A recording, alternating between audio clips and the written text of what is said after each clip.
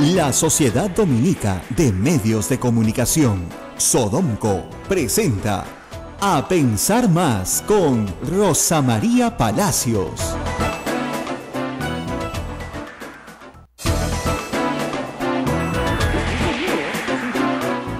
Bienvenidos amigos, esto es A Pensar Más con Rosa María Palacios en la edición de hoy, miércoles 16 de agosto del año 2017. Bueno, muy buenos días a todos, muy contenta. Keiko Fujimori se encuentra en el país, es una alegría para todos.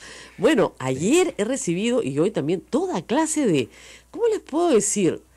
No son insultos, porque te dan risa finalmente, porque revelan más de lo que las personas quieren revelar, ¿no? ¿Qué pasa? En la última semana han habido dos acusaciones importantes sobre el caso Keiko Fujimori, vinculadas al caso Lavallato. Una, en particular, toda la investigación de reporteros, entre paréntesis, a Gustavo Gorriti se le ha acusado sistemáticamente por parte del fujimorismo como mentiroso y sistemáticamente ha probado que ha dicho la verdad. Estas acusaciones se basan en dos hechos. El primero, la declaración en Curitiba, testimonial, de Marcelo Odebrecht, una persona que por delación premiada y en presencia de los fiscales de Brasil no puede mentir, porque si no pierde su delación premiada, claro. Y de un documento que está extraído de la agenda electrónica de Marcelo Odebrecht. Esos dos hechos y el conocimiento de que por fin la Fiscalía peruana iba a recibir ese documento hicieron que Keiko Fujimori estuviera en la noticia toda la semana pasada. Y yo pregunté, porque me parece una pregunta válida que haría cualquier periodista en cualquier conferencia de prensa, es ¿dónde está la señora Keiko Fujimori? Porque normalmente cuando uno es víctima de una acusación no se defiende solo por Twitter, sino que sale a una conferencia de prensa, llama a su periodista amigo, no sé, claro, dice algo, ¿no? Cero zip. Y cuando le pregunté a todos en general, al público en general, Luz Salgado salió de una manera francamente malcriada ante una pregunta bastante educada, diciendo que sería útil que se le viera, ¿no es cierto? ¿Para qué quiere saber? ¿Para qué quiero saber? Es la líder de un partido que tiene 72 congresistas. Me parece obvio, ¿no es cierto?, que esas personas que tienen figuración pública y cuyo salario pagamos todos los peruanos, porque finalmente se paga a través de las donaciones de sus congresistas, tengan algún tipo de exposición pública. Bueno, anoche por fin se reunió la bancada de Keiko Fujimori. Sus miembros la vieron. Yo sospecho que ellos, en mayoría, tampoco tenían mucha noticia de dónde estaba, porque en ese movimiento político no hay precisamente pues una gran transparencia. No es que te digan, sí, ha pasado esto, ha pasado lo otro. No, te enteras de lo que te comunican, ¿no es cierto? Entonces anoche se tomaron fotos el señor Salaverry y la señora letona dijo, en unos tweets muy divertidos, que primero en Canal N y luego a raíz de una respuesta de Augusto Álvarez, dijo que yo había dicho que Keiko Fujimori se había fugado. Yo no he usado la palabra fuga nunca, porque como la señora letona yo he estudiado Derecho. La fuga corresponde a una persona que está requerida por la justicia.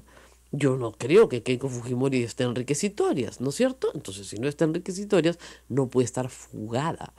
Yo he dicho que sería útil que hiciera presencia. Y que no está, que nadie la ve. Discúlpenme, si es un fantasma, ¿cómo puedo saber si está o no está en el Perú? Yo no he dicho que se haya fugado.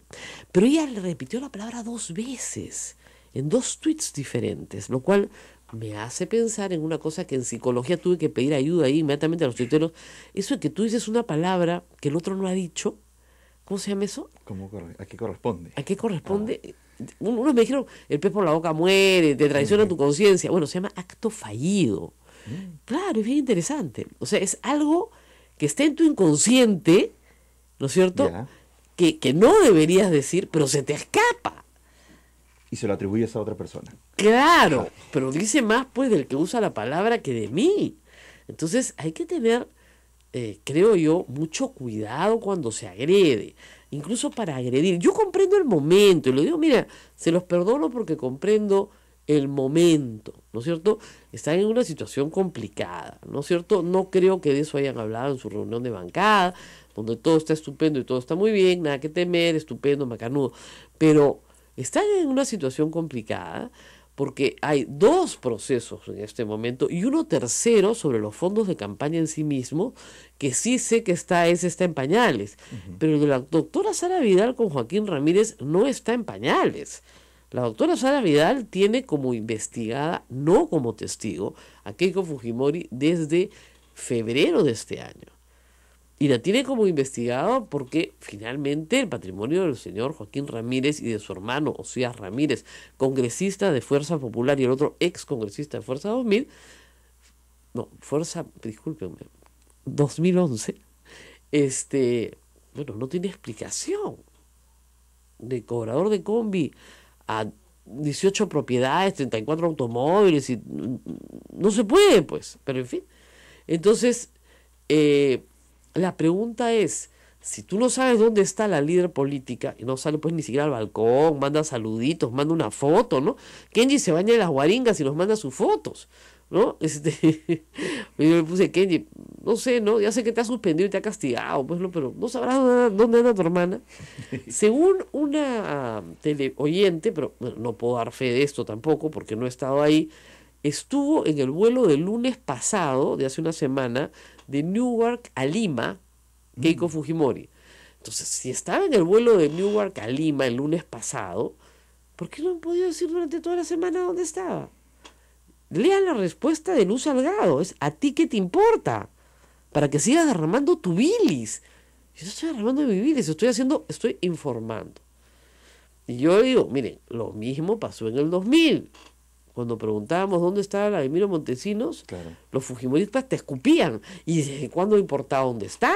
¿Acaso lo han visto siempre? ¿Es una persona privada? ¿Es una persona que no sale? La cosa terminó mal. Y lo cierto también es que es un problema difícil porque lo mismo pasó con la bancada del fujimorismo el año 2000. Es decir, un grupo de gente de buena fe, porque conozco de gente de muy buena fe, creía pues en este proyecto reeleccionista de Alberto Fujimori. Cuando vio el video Curio y Montesinos, renunciaron en masa. Y unos se demoraron unos días, y otros se demoraron semanas, y otros se demoraron unos meses, pero la gran mayoría de esa bancada se deshizo porque no quería ser parte de eso. Yo estoy segura que de las finanzas de Keiko Fujimori, tanto las personales como las de campaña, sus actuales congresistas en su mayoría no saben nada, no han sido informados ni se atreven a preguntar. Entonces, digamos, no pueden, cuando avancen las investigaciones, ¿no es cierto?, imputárseles a ellos nada, salvo que durante este periodo comiencen a decir cosas que después no puedan desdecir. Como por ejemplo, nunca se recibió plata de Odebrecht. Mejor no decir eso si nunca estuviste en el comité que recibía la plata, ¿no es cierto? Es absurdo, ¿no? O Keiko Fujimori nunca se quiso fugar. Nadie habló de fuga. Nadie habló de fuga. No es requisitoria, ¿qué fuga va a haber? ¿Por qué usan la palabra fuga? Es raro, ¿no? Ahora, yo les pido a los señores fujimoristas muy amables, que me interpelan, que me exoneren de tener que escucharlos, ¿no es cierto? Estoy segura de que ellos no me escuchan, no me leen. Háganme ustedes a mí el mismo servicio. La señora Úrsula Letona me exigía ayer que dijera que en qué parte de su declaración la había insultado. Yo, señora congresista, exonéreme, por favor, le ruego. Yo estoy haciendo otras cosas normalmente en algunos horarios del día y me avisaron que me agravió. ¿Quién me avisó? Augusto Álvarez Rodríguez en público. Si lo hizo, no pasa nada, y si no lo hizo, tampoco pasa nada.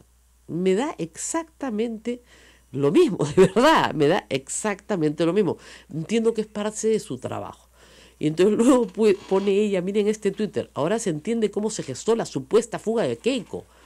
¿Ella puso eso? Sí, fuga. Supuesta fuga, trascendidos y dichos, su gran forma de generar noticia. Yo no tengo la culpa de que la gente me siga. Pero, por ejemplo, le pongo, esto es agraviar, ¿no se da cuenta? Le dije, queda perdonada, entiendo el duro momento. Y la palabra suya la fuga es suya, no mía. Jamás usé la palabra fuga. ¿no es cierto? Y me avisaron que me agravió. Yo no puedo estar persiguiendo pues a la cantidad de gente que en la política peruana me agravia, porque si no dedicaríamos el programa a eso, pues sería ridículo, ¿no es cierto?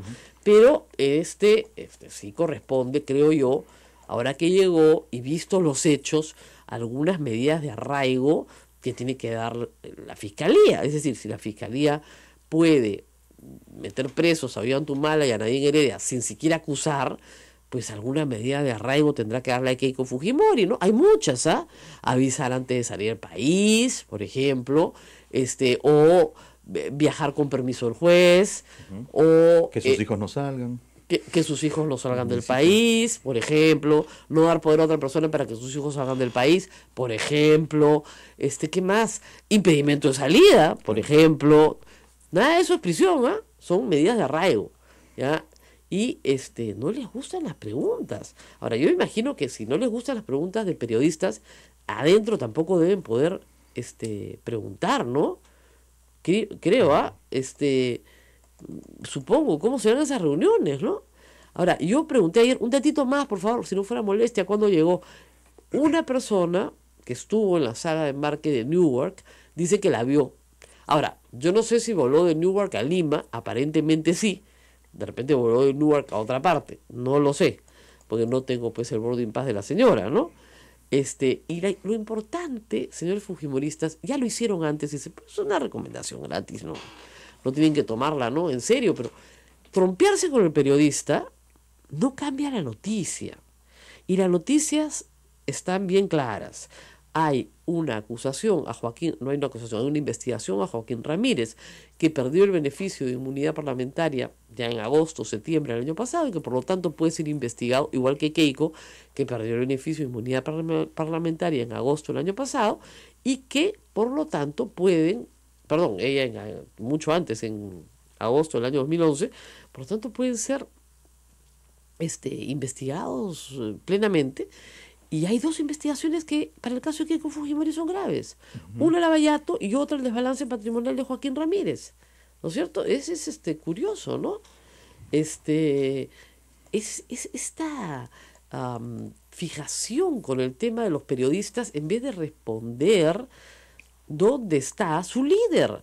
La única pregunta es ¿dónde está? Hubo muchos memes, ¿no? The world is Carmen Sandiego, nada más. Podrían decir en Lima y ya está. Estoy buscando la respuesta de Luz Salgado, pues una respuesta bien dura, ¿no? O sea, una pregunta, perdón, ¿podría decirme dónde está, no?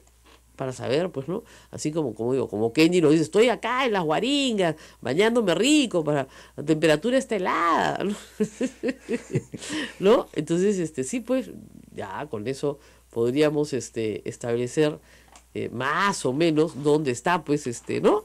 Pero si te contestan algo así, una persona tan representativa del fujimorismo como Luz Salgado, tú dices, acá hay algo que no quieren contestar. O simplemente, ¿por qué no da una entrevista a cualquier medio de comunicación grande, mediano, pequeño? A que sus se amigos. Le vea las expresiones. Sí, mira, hay tantos medios amigos, hombre. Claro. El fujimorismo tiene, pues, cantidades, ¿no? Tú puedes responder por Twitter, pero Twitter yo no puedo emitir. Es frío totalmente. Frío, no no lo puedo enviar de cualquier lugar del planeta. O sea, yo a ustedes les he escrito desde Australia, en Twitter, desde Singapur, en Twitter solamente en este semestre. O sea, no hay ningún problema. La gente viaja, los periodistas viajamos por el mundo entero, así es nuestra vida, ¿no? Pero a mí me parece tan raro que la respuesta no haya sido en Lima. Y listo, ya está. Se acaba, ¿no? Acá está, el 11 de agosto, la semana pasada, 11, si ella había llegado el lunes 7 o el martes 8, el 11 de agosto, respuesta a Luz Salgado. Quédate con la duda, ¿para qué quieres saber? Eso es una respuesta de una política profesional para seguir derramando bilis. Y yo ya expliqué, la bilis está dentro del organismo humano, ¿no es cierto? No se derrama, ¿no? Pero en fin. Y la pregunta fue pero muy seria. ¿Alguien puede confirmar si Keiko Fujimori está en el Perú? Sus voceros no responden. Creo que sería útil verla. ¿Alguien ha escuchado? Palabra fuga, dice ahí. Que hasta le estás haciendo un favor, ¿no? Así es. supuesto. Mamita, además, yo... Te convendría que se te vea, ¿no? A ella le conviene mi posición. Yo sostengo que no hay lavado de activos en la recepción de dinero de campaña, ¿no? Ah, pero no lo quieren admitir, pues. No, Ese pues, es el ahí está tema. fregado. Es que Claro. lo que los mata, 44.469 impresiones, tuvo ese tweet. Entonces, repito la pregunta. ¿Alguien puede confirmar si Keiko Fujimori está en el Perú? Sus voceros no responden, no estoy mintiendo. Creo que sería útil verla. Respuesta de Luz Salgado. Quédate con la duda. ¿Para qué quieres saber? ¿Para seguir derramando bilis? Pucha, me faltó sacar la batea y el jabón y pelearlos en el caño, porque era una cosa... ¿Qué es esto? ¿Qué es esto de respuesta? Esa palabra fuga, nada, 11 de agosto. ¿Alguien puede confirmar si Keiko Fujimori está en el Perú? Sus voceros no responden. Creo que sería útil verla. Nada más, útil. Útil para ella misma. Quédate con la duda. ¿Para qué quieres saber? Para seguir derramando bilis. Y anoche, tanto el señor Salaverry, parece que en el diario Correo, como la señora Letona, dicen que yo he hablado de fuga. ¿Qué pasa? La conciencia los traiciona. ¿Ah? Porque la palabra fuga no ha salido de mi boca. En ningún momento. Para nada. Revisen los archivos. Todo. A ver, dígame, ¿dónde está? Muéstreme. Fuga. Lo que he dicho es que no está. Porque sus voceros me responden que me quede con la duda, pues. Cuando tú respondes de esa manera, cuando se te ha hecho una pregunta bien educada, es porque evidentemente el 11 de agosto la señora Luz Salgado no sabía dónde estaba Keiko Fujimori. Probablemente la que estaba con la duda era ella. ¿No es cierto? No era tan difícil averiguarlo. Además, yo no tengo acceso al movimiento migratorio de nadie porque hay una ley ahora que lo impide, pero un congresista sí lo puede conseguir en 2 minutos, ¿no? Además, me imagino que llama por teléfono, pues a Ana Bea, ¿no? Y le dice, sí, acá está, ya está, listo. A Marc, a alguien, no sé, ¿no? Bueno, nos vamos a la pausa. Lo cierto es que la Fiscalía tiene bastante que decir. Ayer, sí, acá está, todo el mundo lo está retuiteando, ¿ves?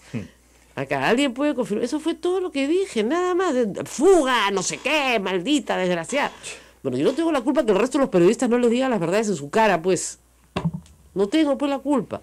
Ahora, ¿qué va a pasar ahora? El fiscal de la Nación, Pablo Sánchez, ha dicho que él ha pedido desde la Fiscalía, desde el día 26 de junio, el documento que prueba que en la agenda electrónica de Marcelo Odebrecht había una anotación para aumentar, ojo, fíjense por favor en el verbo es aumentar, porque no es dar.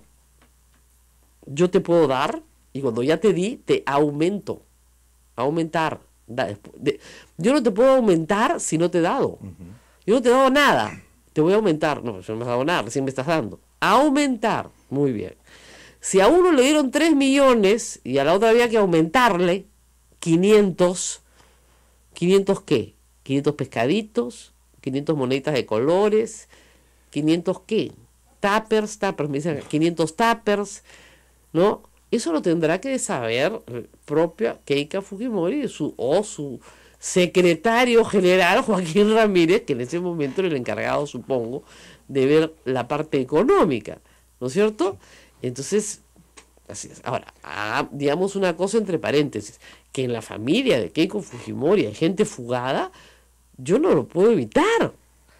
Los tíos se fugaron, esos sí están prófugos de la justicia porque tienen requisitoria en el Perú. Y su padre se fugó y estuvo 5 años fugado y requisitoriado en el Perú. Entonces, yo no puedo negar que haya pues una herencia cultural, si quieren, de alguna manera, ¿no? Pero la palabra fuga no ha salido de mi boca, ha salido de la boca de la señora Úrsula Letona y del señor Salaverry, voceros del fujimorismo. Y la señora Luz Salgado, que ya no es vocera, me dijo, quédate con la duda, pues, ¿para qué quieres saber? Esa fue su respuesta, política. Miren, yo solamente les voy a contar un cuentito antes de irnos a la pausa, ¿no? Ustedes saben que Twitter tiene una sección que se llama estadísticas. Yo no tenía la más remota idea. Anoche me enteré porque apreté un botón por equivocación. Los tweets que yo he emitido en los últimos 28 días tienen 10 millones de impresiones. Eso quiere decir que han sido leídos 10 millones de veces. Solo les dejo la inquietud. Entonces, si se van a trompear conmigo, por lo menos sepan que me han leído en los últimos 28 días 10 millones de veces.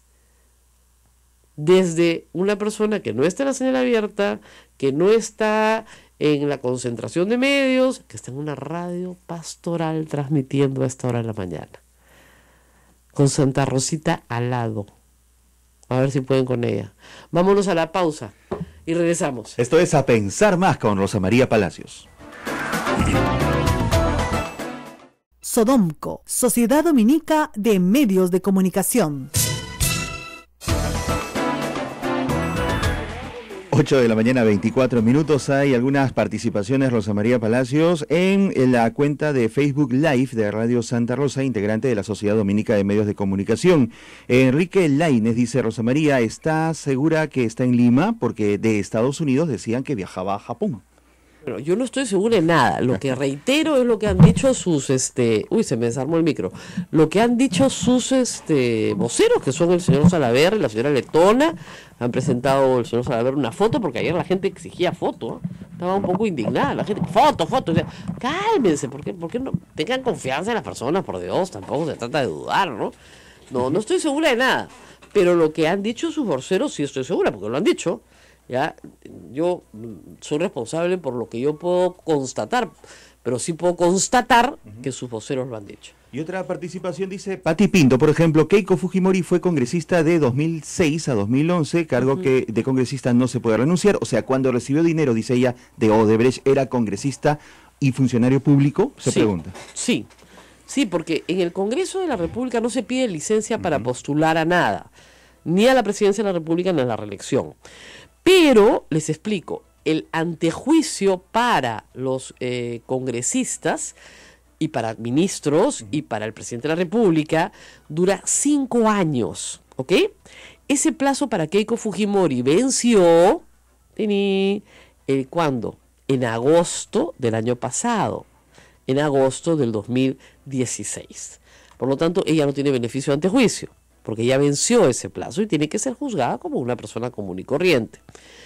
Pregunta el señor Joaquín Ramírez, cuyo mandato como congresista sí ha terminado el 2016, ¿no es cierto?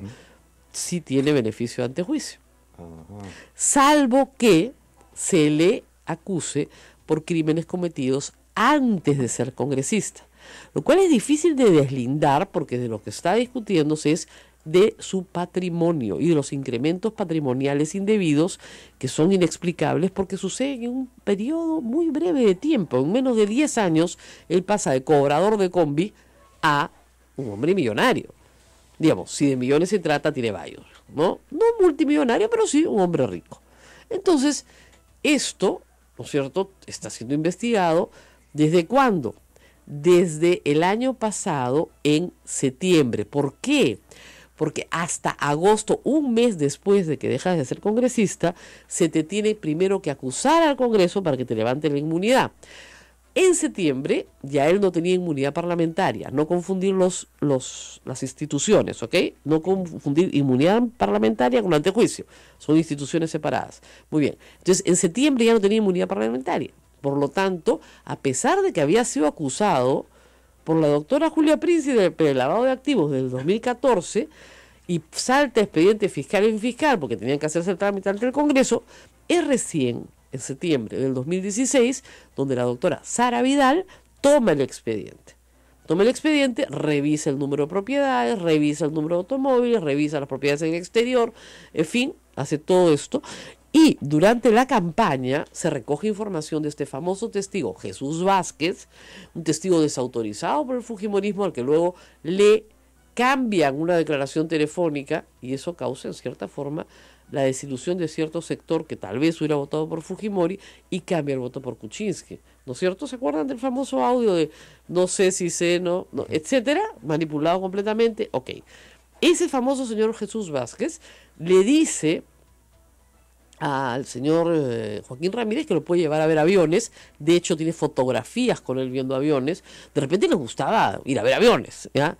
Pero él señala que la DEA lo contacta para que grabe las conversaciones con el señor Joaquín Ramírez, porque la DEA presume que un peruano que sin mucho patrimonio va a comprar aviones a los Estados Unidos, no es muy santo, y asumen que está vinculado a la red de otro peruano, Miguel Arévalo, que funciona esa red en Centroamérica también con una línea aérea.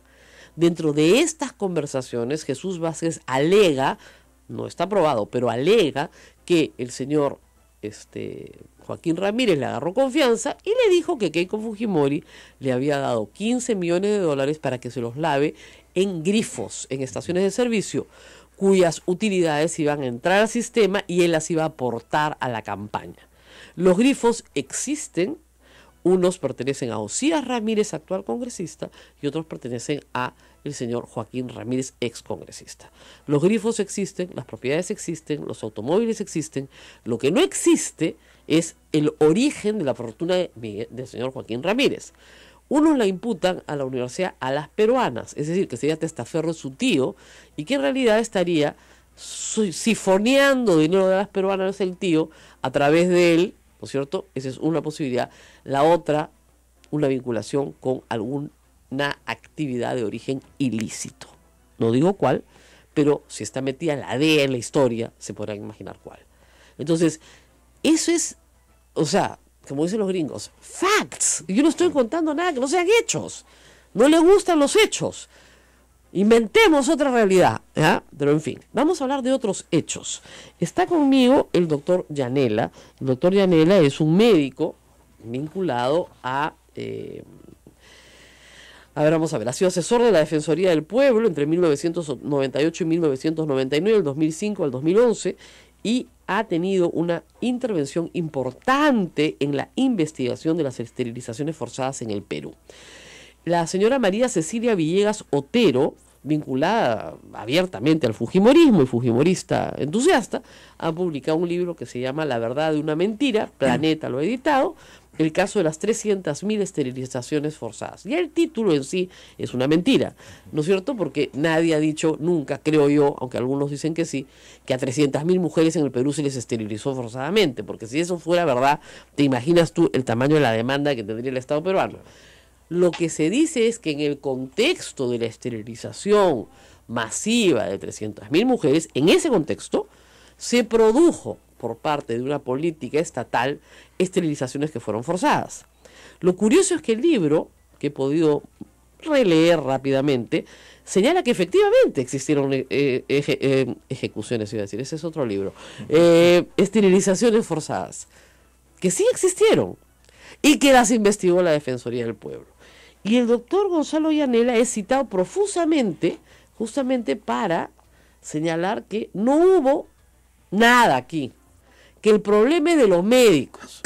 Tuvimos un montón de médicos burros, un montón de médicos bestias, que no entendieron nada y que comenzaron a poner cuotas y a forzar a las mujeres y a darles lentejitas y arroz para que vayan a esterilizarse, pero que no hubo ninguna política de Estado, que la culpa es de los médicos y los médicos.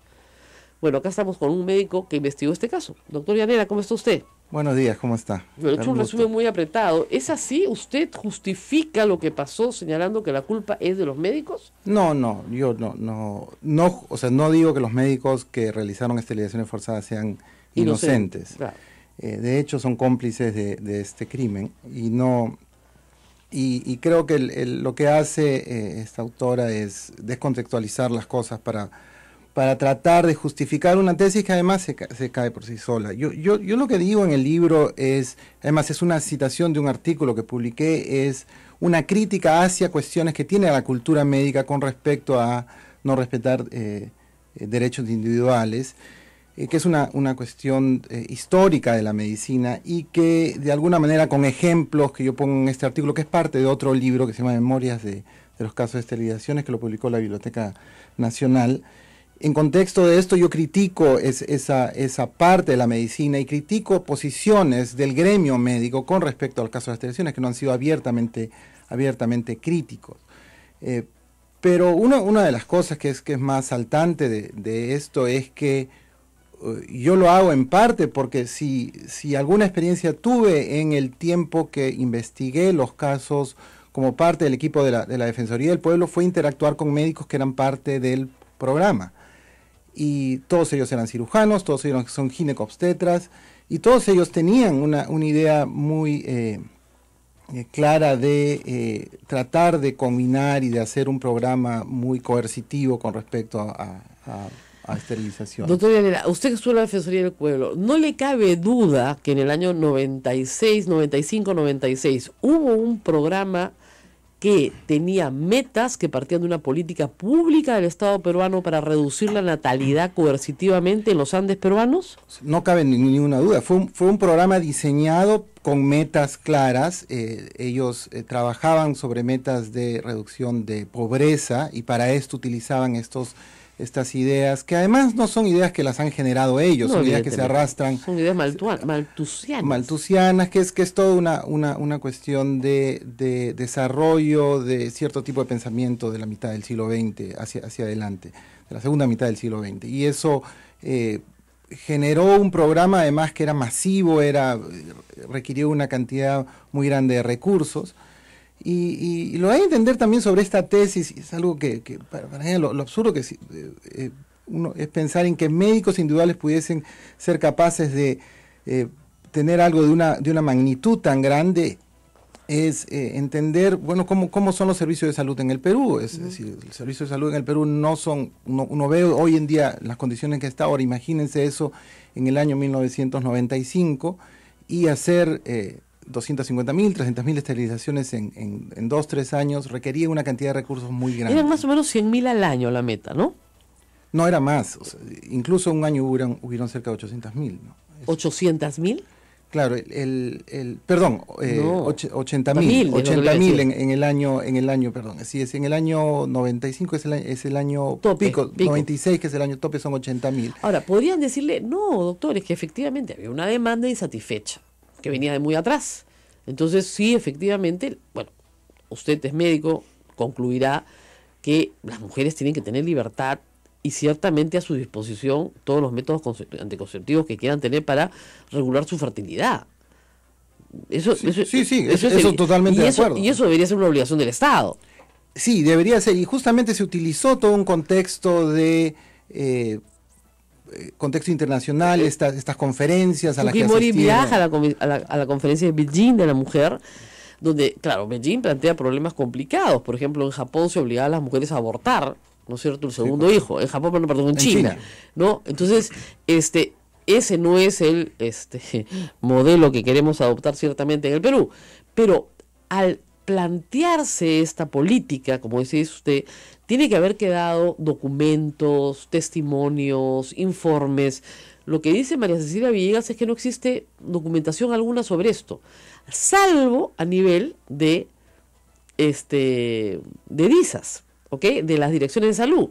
Y entonces son los médicos los que inventaron lo de las cuotas y que esta política no está escrita en ninguna parte. Sí, eso no es cierto. Y además, lo que pasa es que el libro lo que hace es lo que llamamos en ciencia, escoge lo que quiere para argumentar y no toda la evidencia. Incluso cita una serie de textos, incluso hay uno en su bibliografía que es un autor, Donaire, que en ese mismo texto que ella cita se describen reuniones de el presidente con los jefes de los programas de ginecobstetricia a nivel nacional para tratar, fueron un par de reuniones, me parece, en Paracas y la otra son en 2 lugares. O sea, hubo una reunión del presidente de la República con ginecobstetras para discutir la política. Con jefes de servicio. ¿No? Y eso está documentado como parte de la bibliografía que existe en ese libro. Ahora, pero la autora no cita esas partes porque no le... El tema no era que el presidente estuviera interesado en un programa de salud reproductiva, estaría muy bien. El tema fuera que en esas reuniones se dijera, bueno, esta es la meta, ya vean ustedes cómo hacen. ¿Eso es verdad? Yo diría la evidencia, y lo que sucede es que esto, al no haber sido nunca investigado profundamente, es difícil establecer cuál es el grado de responsabilidad. Justamente Claro. como esto se bloquea cada vez que se quiere investigar, uno no llega a establecer el grado de responsabilidad. Lo que yo estoy convencido es que esto es una complicidad entre una obsesión que puede haber estado marcada por ciertas políticas claras o ideas que puedan haber tenido en ese momento personas del gobierno, de la mano con una cuestión de la cultura médica que es desde las personas que lo dirigieron. Hay que entender que las políticas públicas de salud en el Perú las manejan médicos, y las manejan médicos que han hecho medicina, o sea, que tienen todas estas prácticas que yo critico mucho. Claro. Entonces, yo no veo ninguna diferencia entre un cirujano que opere y un cirujano que está de ministro, porque me parece, sobre todo si es que hay estas prácticas, para mí hay una complicidad. Ellos saben qué medio, qué tipo de Vamos a ir a las existe. denuncias que sí existen, obviamente no son 300.000, pero vamos a ir a las denuncias que sí existen después de la pausa, porque las denuncias no están en el libro, salvo en algunos casos en que se reconoce que efectivamente pues sí hubo un abuso. Mire, este libro hace recordar mucho el tema de la Comisión de la Verdad, que es: nunca hubieron violaciones a los derechos humanos. Algunas veces un psicópata se volvía loco, ¿no es cierto?, y mataba inocentes. De los psicópatas a la cárcel o al manicomio. Ya, lo que dice el ministerio, perdón, lo que dice la evidencia en ambos casos y la Comisión de Verdad es que esto no es cierto. Es que estas violaciones a los derechos de las mujeres en algunos momentos y en algunos lugares se cometieron de manera sistemática. Vamos a ir a una pausa y regresamos. Esto es A Pensar Más con Rosa María Palacios. No se vayan.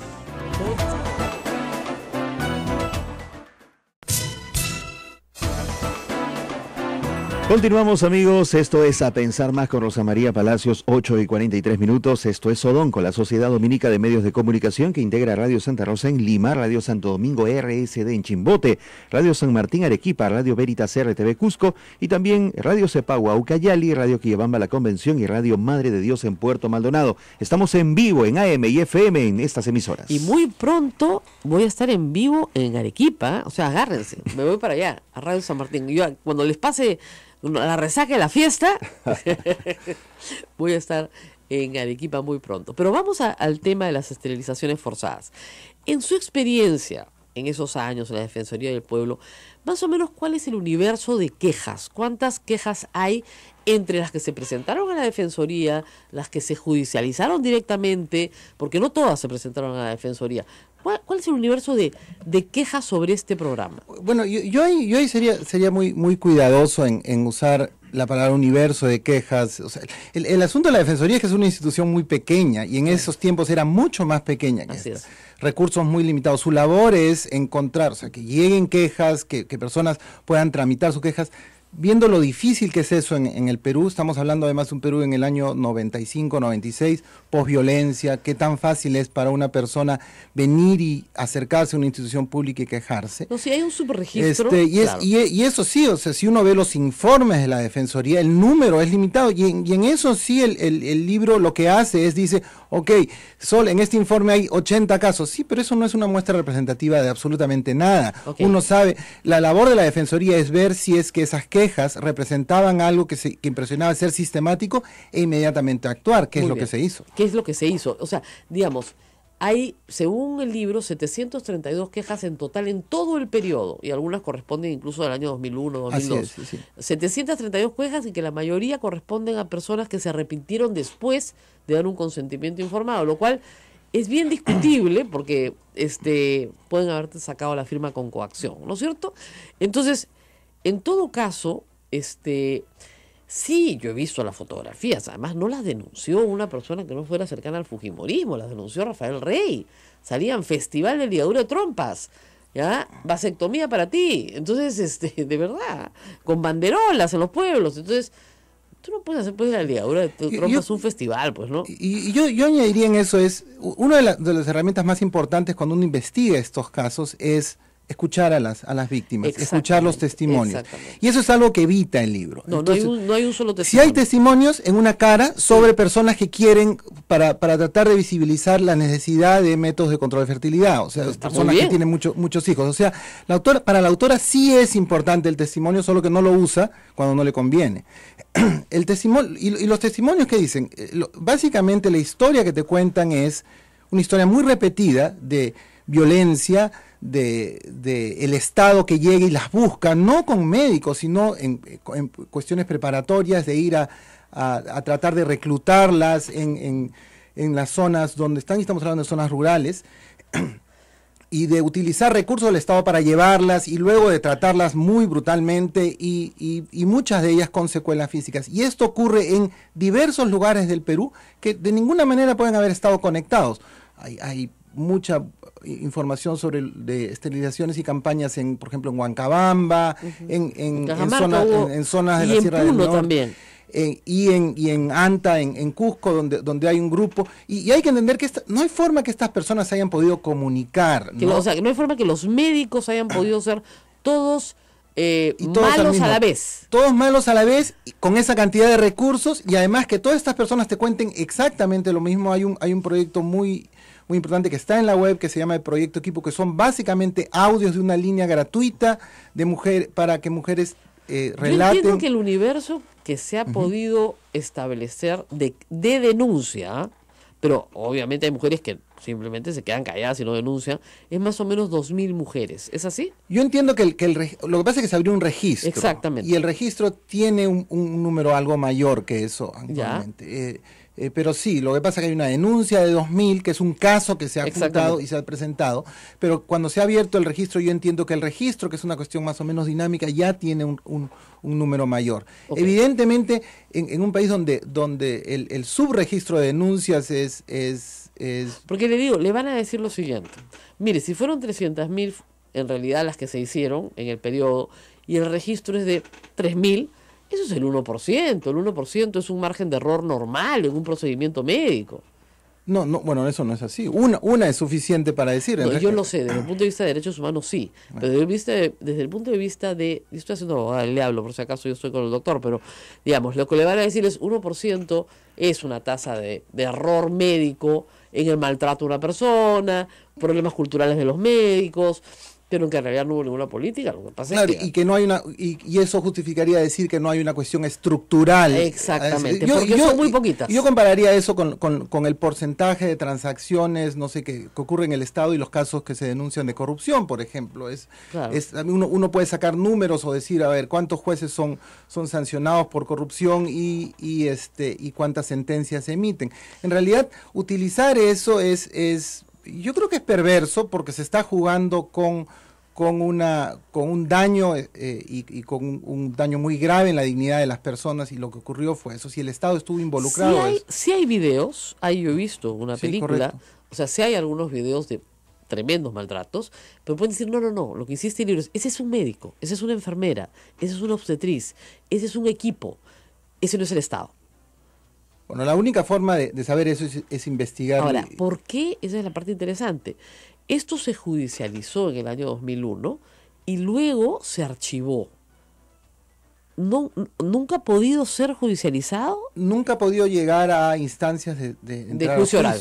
Juicio oral, no. Nunca entró a juicio oral. Siempre ha sido tenido. Y yo entiendo además el caso de las muertes, porque sí hay el caso de la señora Mestanza, ese caso sí llega hasta la Comisión Interamericana de Derechos Humanos y hasta la Corte Interamericana. Y en ese caso, María Cecilia Villegas dice, sí, en ese caso sí hay que reparar, evidentemente, porque hay un daño físico a la salud. ¿Esa es la salida? ¿Reparar a las víctimas y ahí termina la responsabilidad del Estado? Yo creo que uno ¿por qué hace esto? ¿Por qué tienes que buscar justicia? Yo creo que reparación es una parte, sanción es otra.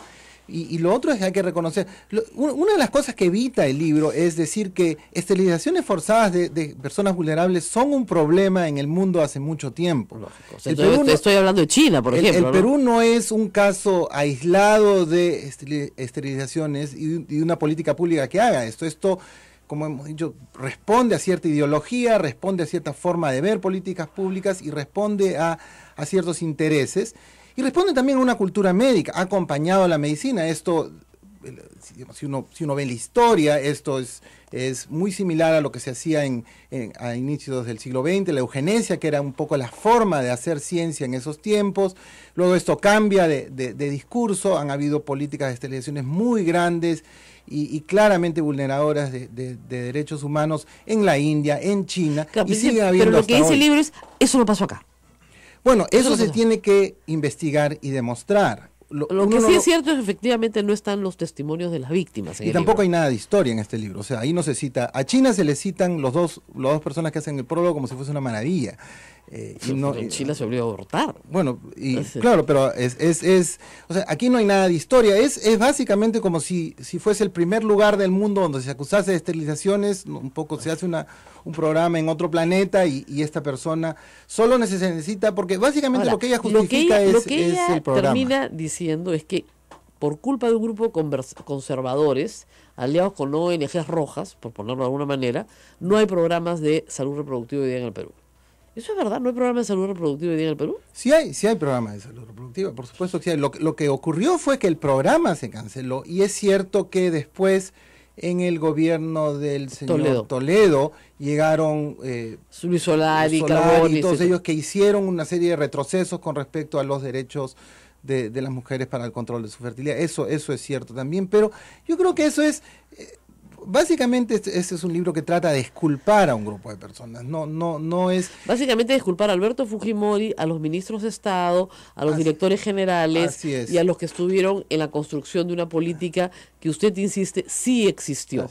Correcto. Y es un libro que además se autoproclama de académico, siendo muy poco académico en su estructura. Esa es la crítica generalizada que he leído tanto en citas como en... me van a disculpar, en algunos copy and paste que ha tenido también, y también en la investigación misma, porque un libro que habla de esterilizaciones forzadas tendría que hablar con algunas ¿no?, de las personas que alegan ser víctimas de estas esterilizaciones. Correcto. Recoger aunque sea una muestra, no digo que investigues a las 2.000 o a las 3.000, sino a las personas que alegan ser víctimas. Ahora, esas personas hasta el día de hoy no han tenido reparación, ni en su salud, ni económica.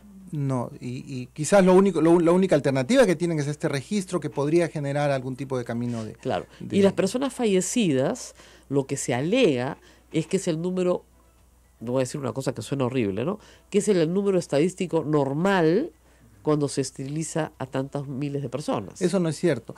Y no es cierto por una cuestión bien simple. Es como, lo que pasa es que los números se pueden manipular como uno quiera. Yo hice una investigación con respecto a eso, y los fallecimientos fueron básicamente en provincias. Entonces, si uno hace las tasas en provincias, la tasa de mortalidad del programa era bastante más alta que en Lima. Que lo que pudiera ser aceptable. En Lima no fallecieron personas. Qué raro que en Lima no fallezca nadie y todos fallezcan en provincias. Bueno, básicamente porque se hizo en malas condiciones. Estos eran hospitales de campaña, equipos itinerantes. No había la asepsia necesaria. O el seguimiento, ¿no? Exactamente. Y el tema acá es que si no hay condiciones de asepsia y no hay seguimiento de la paciente va a morir de una infección tratable.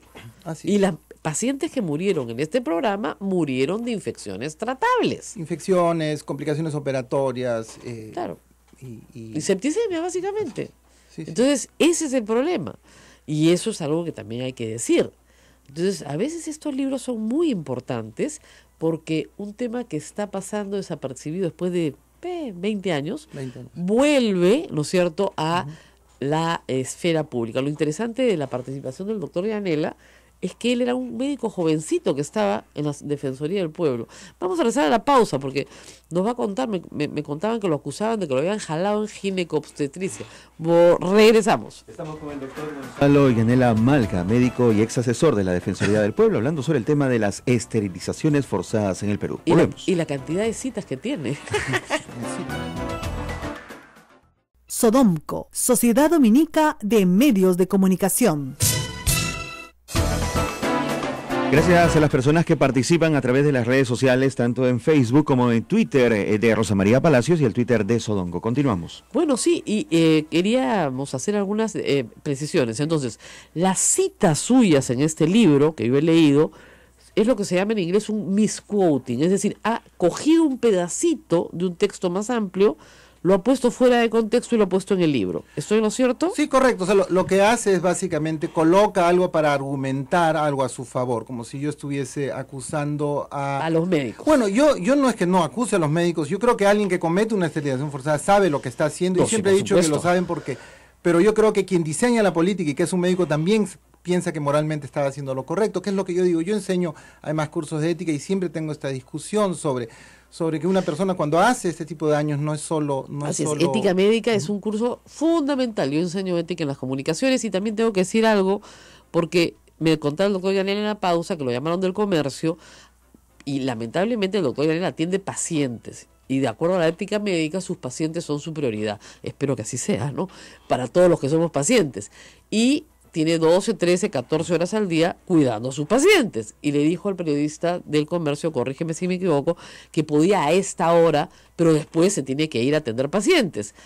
Y ayer sale un video donde el periodista dice que el señor Yanela, el lunes, perdón, que necesitaba 10 días para prepararme para el debate, cuando yo lo que dije es que tengo pacientes citados 10 días, y no se lo dije además a ese periodista, sino a otra persona que me contactó. Claro, entonces, ética periodística, si el médico te dice que tiene pacientes citados por 10 días, porque es así, lamentablemente los servicios de salud en el Perú explotan, ¿ya? Y te dice que tiene que atender a sus pacientes primero, si puede tarde en la noche o muy temprano en la mañana, y tú sales a decir que necesita 10 días para prepararse, estás mintiendo, pues. Te pasa lo mismo que en el libro, ¿no es cierto? Correcto. Eso se llama un misquoting. Tiene pacientes citados 10 días. Ojalá que ninguno del comercio tenga que atenderse con un neumólogo o un intensivista. El señor es el jefe del servicio de cuidados intensivos de la clínica Ricardo Palma, donde el que no cae resbala. Así que, no sé, por eso con los médicos siempre hay que portarse bonito. Con los cocineros también, ¿no es cierto? ¿Sabes, no? Si no te escupen la comida.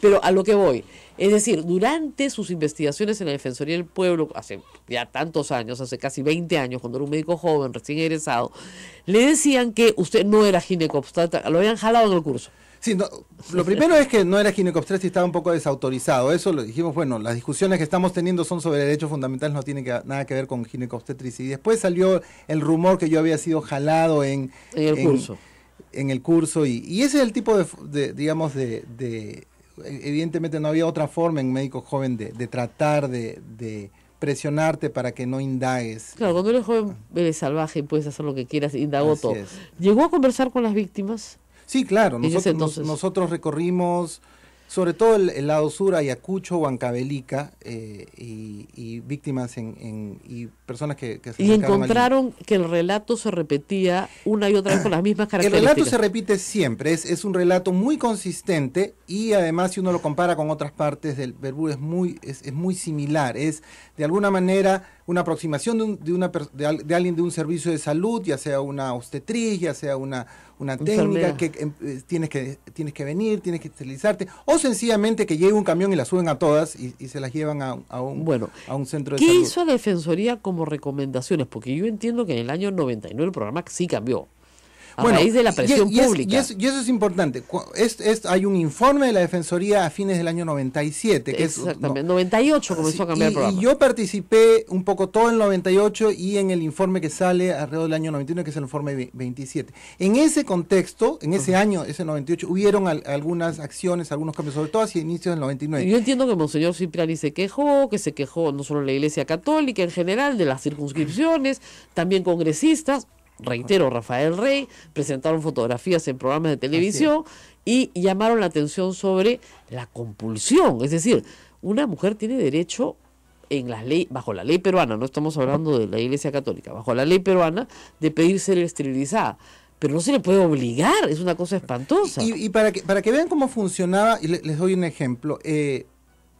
Como les dije, la historia de esterilización es algo muy grande y los programas públicos deberían tomar previsiones para que no ocurra abuso. Hay esta cuestión cultural de abusar. Una de las cosas que se hace es este periodo de reflexión, que el programa no tenía de inicio. Brasil, por ejemplo, puso 60 días, más o menos por la misma época. Perú no lo tenía y lo introdujeron en una modificación de sus normas. Cuando lo introducen, inmediatamente al introducirlo, ponen condiciones para que no exista periodo de reflexión, como unas condiciones de exclusión. Grave, claro. Y además era tan absurdo como decir, ok, yo te voy a operar en condiciones precarias, lo cual no te debería operar si tú tienes algo, si tú tienes alguna enfermedad.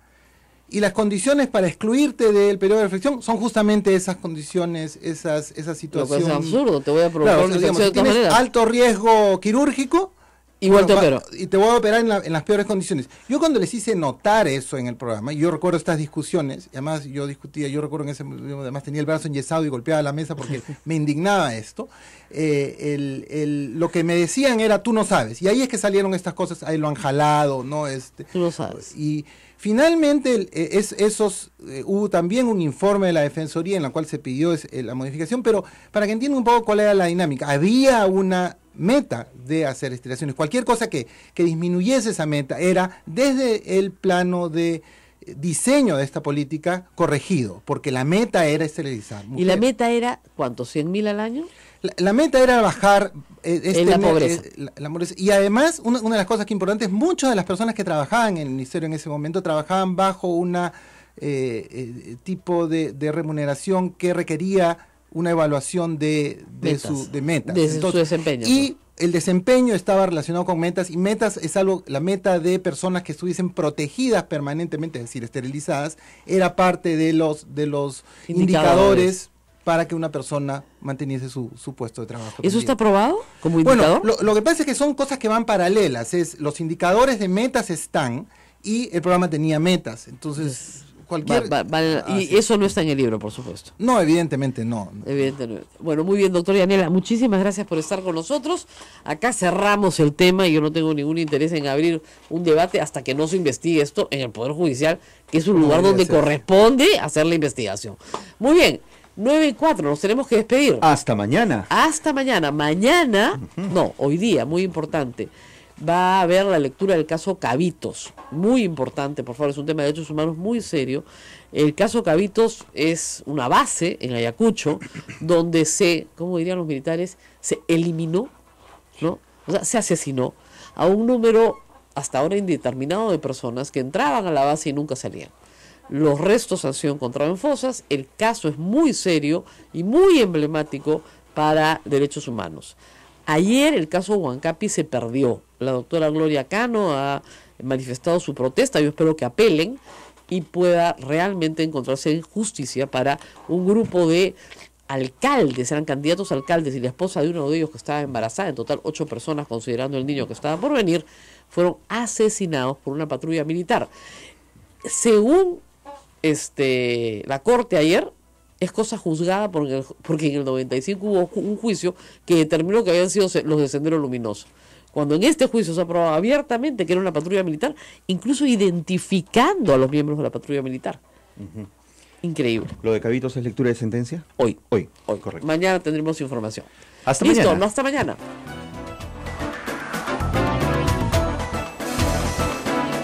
Hasta aquí, A Pensar Más con Rosa María Palacios. Este programa fue producido por la Sociedad Dominica de Medios de Comunicación, Sodomco.